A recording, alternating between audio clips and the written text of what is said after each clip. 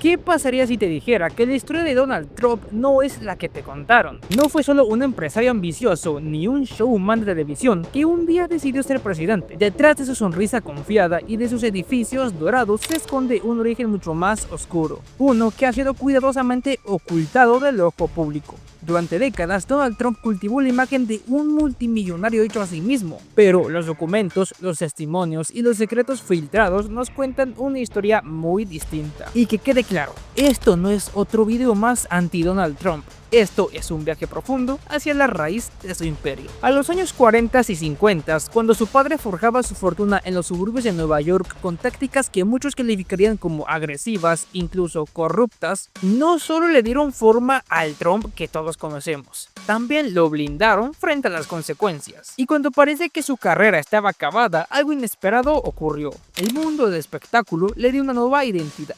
Una identidad que, con el tiempo, se transformó en influencia, poder y finalmente en la presidencia de Estados Unidos. Esta es la historia que no quieren que sepas, y una vez la escuches, no volverás a ver a Donald Trump de la misma manera. Capítulo 1. Fred Trump, el patriarca. Para entender a Donald Trump, primero debemos conocer a Fred Trump, su padre. Fred Trump no era simplemente un empresario exitoso, era un constructor implacable y obsesionado con el control. Nació en Nueva York en 1905, hijo de inmigrantes alemanes. Desde joven mostró un instinto afilado para los negocios. A los 15 años ya había empezado a trabajar en el sector de la construcción junto a su madre, Elizabeth, y apenas cumplió los 20, fundó su primera empresa, y Trump & Son. Durante la Gran Depresión, Fred no se hundió como otros empresarios. Supo aprovechar las políticas públicas del New Deal para crecer. Construyó viviendas asequibles para veteranos de guerra y expandió su imperio inmobiliario en Brooklyn y Queens. Pero su éxito no fue solo fruto del trabajo duro. Fred fue investigado por prácticas financieras dudosas, incluyendo el desvío de fondos federales y el uso de compañías ficticias para inflar costos y maximizar ganancias. En 1954 fue citado por el Senado de los Estados Unidos por enriquecerse a través de subsidios federales. Aunque no fue condenado, su reputación ya estaba marcada por la polémica. También enfrentó acusaciones de discriminación racial en la renta de sus apartamentos. Junto con Donald, fue demandado por el Departamento de Justicia en los años 70 por negarse a alquilar a personas afroamericanas. La familia Trump, sin admitir culpa, llegó a un acuerdo, pero el mensaje era claro: el dinero tenía más peso que los principios. Dentro de su hogar, Fred era rígido y autoritario, quería hijos fuertes y competitivos, y encontró en Donald a su sucesor ideal. Mientras su hermano mayor, Fred Jr., era sensible y más humano, Donald aprendió rápido que lo que su padre admiraba era la agresividad y el ganar sin importar el costo. Fred no solo enseñó a Donald las reglas del juego inmobiliario, también le enseñó cómo manipular el sistema. Le transfirió millones de dólares mediante mecanismos disfrazados de préstamos o regalos no declarados. Estos traspasos eran tan constantes y sistemáticos que en 2018 una investigación del New York Times reveló que Donald había recibido más de 400 millones de dólares ajustados por inflación de su padre. Para el público, Fred Trump era un ejemplo del sueño americano. Cuando Donald heredó el control de la empresa, ya tenía el respaldo de una maquinaria aceitada durante décadas. Una estructura que no solo lo impulsó al éxito, sino que lo blindó contra fracasos que hubieran destruido a cualquier otro empresario. Fred no solo fue el padre de Donald Trump, fue el arquitecto de su carácter, y sin él, probablemente la figura que hoy domina titulares jamás habría existido. Capítulo 2. El mito del hombre hecho a sí mismo. Donald Trump se vendió al mundo como el self-made man, un hombre que construyó un imperio desde cero. Esa narrativa lo convirtió en celebridad, en gurú de negocios y más tarde en presidente. Pero detrás de esa historia inspiradora se esconde un elaborado mito cuidadosamente diseñado por él y también respaldado por millones de dólares invisibles. Durante décadas, Trump repitió una frase clave: mi padre solo me dio un pequeño préstamo de $1 millón.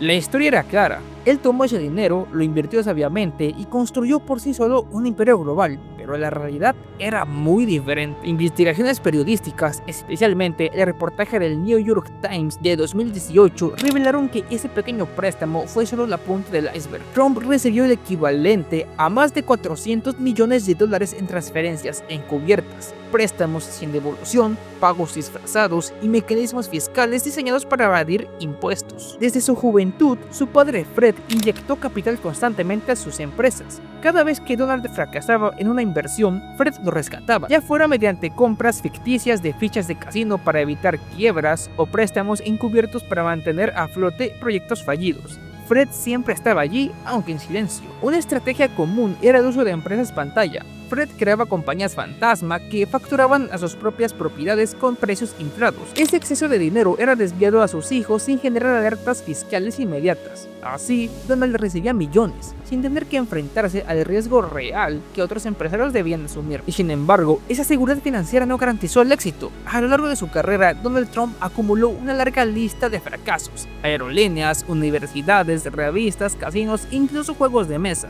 Muchos de estos negocios colapsaron bajo su administración, y miles de empleados y contratistas quedaron sin cobrar. Pero gracias al control familiar, Trump siempre se levantaba, como si nada hubiera pasado. Lo más brillante y peligroso de su estrategia fue el marketing. Donald entendió que en la era de los medios no importa tanto la verdad, sino la percepción. La marca Trump se volvió sinónimo de lujo, éxito y poder, aunque detrás del logo muchas veces se escondían deudas, litigios y estructuras vacías. Este relato cuidadosamente orquestado le permitió convertirse en autor de bestsellers como The Art of the Deal, donde narraba su éxito como producto de su genialidad.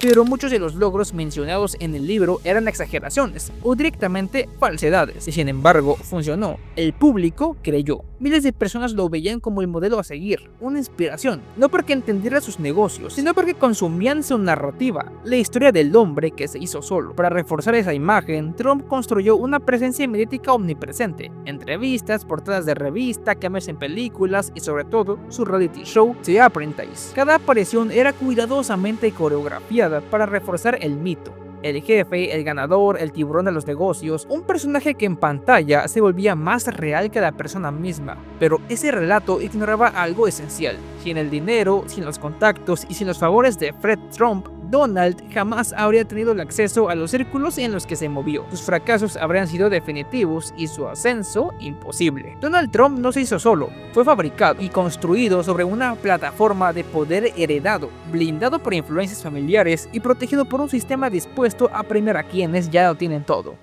Capítulo 3. El imperio inmobiliario. Cuando Donald tomó el control del negocio familiar, no se conformó con repetir la fórmula de su padre. Mientras Fred se había centrado en los suburbios de clase media, Donald apuntó a Manhattan, el corazón del poder inmobiliario. Pero ese salto no fue limpio. Estuvo cargado de apuestas arriesgadas y decisiones que rozaban o cruzaban la línea de la legalidad. El primer gran golpe de Trump fue el Commodore Hotel, un edificio en ruinas cerca de la Grand Central Terminal. En lugar de financiar la renovación con capital propio, Donald negoció un acuerdo con el gobierno de la ciudad para obtener una exención fiscal masiva de 40 años. La jugada fue brillante en lo económico, pero despertó muchas sospechas. ¿Cómo un joven sin experiencia, respaldado por una fortuna familiar opaca, logró acceso a beneficios fiscales millonarios con tanta facilidad? La respuesta, pues, influencia.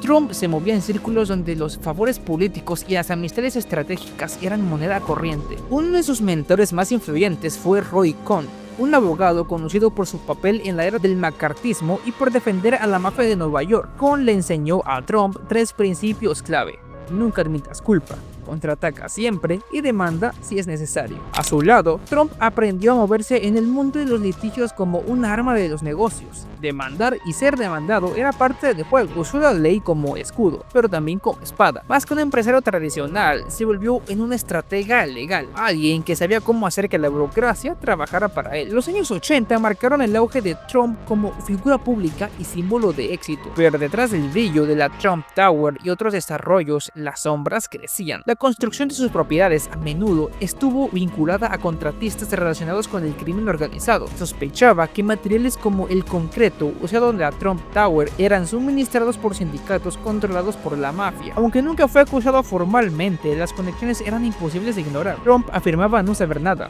pero siempre parecía estar rodeado de personas que sabían demasiado. Roy Cohn, por ejemplo, estaba íntimamente conectado con líderes sindicales investigados por crimen organizado. La cercanía de Trump con él no era solo solo personal, era estratégica. Además, su contrato con los inquilinos reflejaba una ética dudosa. Se le acusó repentinamente de presionar a los residentes para abandonar edificios que quería renovar. En algunos casos se iniciaron obras ruidosas, se interrumpieron servicios básicos o se iniciaron litigios con inquilinos para forzarlos a irse. Era el capitalismo sin maquillaje. Los residentes se iban, los edificios se vaciaban y Trump renovaba, revendía o licenciaba a precios mucho más altos. También surgieron polémicas por discriminación racial. En los años 70, el Departamento de Justicia demandó a la Trump Management Corporation por negarse sistemáticamente a alquilar a personas afroamericanas. Aunque el caso se resolvió sin admitir culpa, el patrón de exclusión era evidente. Los formularios internos de alquiler tenían códigos secretos para identificar la raza de los solicitantes, y las oficinas eran instruidas para dar excusas cuando se trataba de inquilinos de raza negra. Pero si algo definió esta etapa fue el uso de su nombre como marca. Trump dejó de ser un empresario tradicional y se convirtió en un producto. Licenció su apellido a torres de lujo, campos de golf, hoteles y hasta vodka y carnes. Lo interesante, muchas veces no era el dueño de los proyectos, solo el nombre. Este modelo le permitía mantenerse visible sin arriesgar tanto capital propio.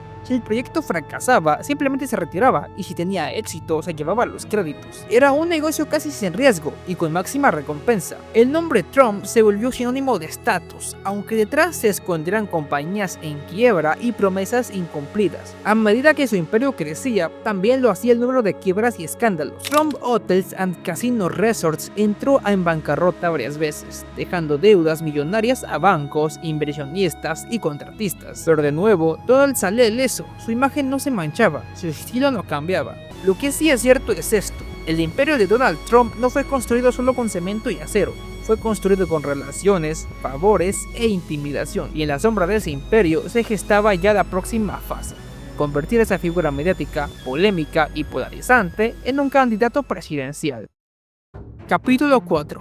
Trump y el mundo del espectáculo. En los años 90, mientras muchos pensaban que la carrera de Donald Trump estaba terminada tras sus múltiples bancarrotas, él encontró una nueva plataforma de poder: la televisión. Y con ella una oportunidad única para reinventarse, no como empresario, sino como icono cultural. A diferencia de otros millonarios que buscaban la discreción, Trump ansiaba estar en el centro del espectáculo. Participó en películas, apareció en revistas de celebridades e incluso incursionó en la lucha libre profesional. Pero fue en 2004, con el estreno de The Apprentice, donde su transformación se consolidó. The Apprentice no era solo un reality show, era una obra cuidadosamente guionizada que convertía a Trump en el juez supremo del éxito.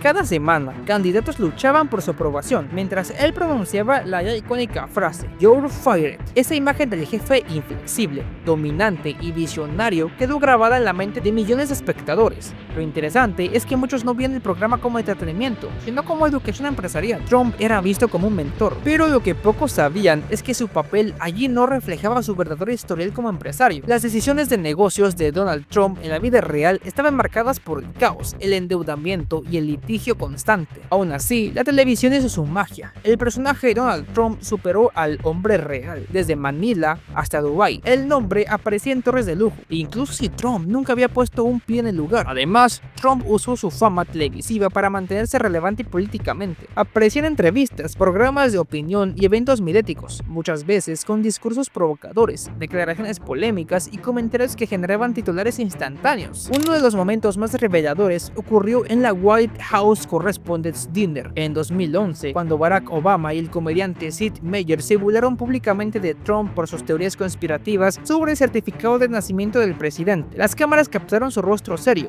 tenso y humillado. Muchos creen que esa noche encendió en él una nueva ambición: no solo dominar los medios, sino ocupar el poder. Capítulo 5. El salto a la política. Durante años, Donald Trump coqueteó con la política como quien tantea una piscina antes de lanzarse. Hablaba de postularse, opinaba sobre asuntos públicos y criticaba con fuerza a los políticos tradicionales. Pero más importante, un enemigo común. Su discurso era simple y efectivo. Culpaba a los inmigrantes por la inseguridad y el desempleo, a China por la crisis industrial, a los demócratas por el caos, a los medios por las mentiras. Construía un relato claro: yo soy el único que puede arreglar esto. Una frase poderosa para un país desesperado por soluciones rápidas. En 2015 anunció oficialmente su candidatura a la presidencia y lo hizo como solo él podía, bajando por una escalera mecánica en la Trump Tower frente a las cámaras, con una retórica incendiaria. Acusó a México de enviar violadores, prometió construir un muro y aseguró que devolvería la grandeza a Estados Unidos. Mientras los candidatos tradicionales hacían campañas clásicas, Trump ofrecía un espectáculo diario. Su cuenta de Twitter se convirtió en su arma principal. Desde allí atacaba, imponía agenda, desviaba escándalos. Y entonces ocurrió lo imposible. Ganó. Donald Trump se convirtió en presidente de los Estados Unidos, un hombre sin experiencia política, sin filtro, sin límites, al frente de la nación más poderosa del mundo. Su llegada no fue solo una victoria electoral, fue una señal de que el sistema estaba roto y de que, en un mundo saturado de información, espectáculo y crisis, la política tradicional ya no era suficiente. Muchos aún no comprenden lo que realmente pasó en 2016. Capítulo 6. Las conexiones internacionales. Desde el primer día, la presidencia de Donald Trump estuvo rodeada de una palabra que lo seguiría durante todo su mandato: Rusia. La investigación de Robert Mueller, iniciada en 2017, no probó una conspiración criminal entre Trump y el Kremlin, pero sí reveló una verdad incómoda. El gobierno ruso, con Vladimir Putin al frente, sí intervino en las elecciones de 2016 para favorecer a Trump. Hackeos, desinformación en redes, propaganda dirigida, todo con un objetivo claro: debilitar a Hillary Clinton y fortalecer al candidato disruptivo. Pero, ¿por qué Rusia querría a Trump en la Casa Blanca? Durante años, Trump intentó desarrollar negocios en Moscú. Incluso durante la campaña presidencial, su equipo exploraba la construcción de una Trump Tower en Moscú. Aunque ese proyecto nunca se concretó, demostró algo esencial: Trump no cortó sus lazos empresariales internacionales al entrar en política, y esto generó conflictos de interés a gran escala. Pero Rusia no es el único país con vínculos sospechosos. Arabia Saudita, por ejemplo, ha invertido millones en propiedades asociadas a Trump. En 2018, tras el asesinato del periodista Jamal Khashoggi, atribuido a agentes saudíes, Trump se negó a condenar directamente al príncipe heredero Mohammed bin Salman. ¿Coincidencia? Los Emiratos Árabes, Turquía, Filipinas, China, todos aparecen en la lista de países donde Trump o su familia tenían intereses inmobiliarios. Luego están los préstamos. Durante años, Trump enfrentó dificultades para obtener financiación de bancos estadounidenses. Su historial de bancarrotas lo volvía una apuesta riesgosa. Entonces apareció Deutsche Bank, una entidad alemana con un historial de multas por lavado de dinero. Este banco le otorgó cientos de millones de dólares en créditos, y muchos se preguntan, ¿por qué asumir tanto riesgo por alguien con antecedentes tan problemáticos? Pero más allá de las teorías, hay algo que no se puede ignorar. Trump, ya como presidente, favoreció políticas que beneficiaban a ciertos regímenes, reducía presión internacional, se mostraba ambiguo ante violaciones a derechos humanos y priorizaba relaciones comerciales sobre principios diplomáticos. Durante su mandato, incluso eligió a líderes autoritarios como Kim Jong-un, Rodrigo Duterte y Vladimir Putin, minimizando sus abusos internos y ensalzando su fuerza. Y luego están las teorías más extremas, las que dicen que Trump fue elegido no por los votantes, sino por una red internacional de intereses económicos, financieros y estratégicos. El caso es que Trump no fue solo un fenómeno interno. Su figura, su mensaje y su estilo generaron réplicas en todo el mundo, lo que nos lleva a la pregunta final de esta sección: ¿fue Donald Trump un actor soberano o una ficha colocada con precisión por quienes entienden el poder como un juego sin fronteras?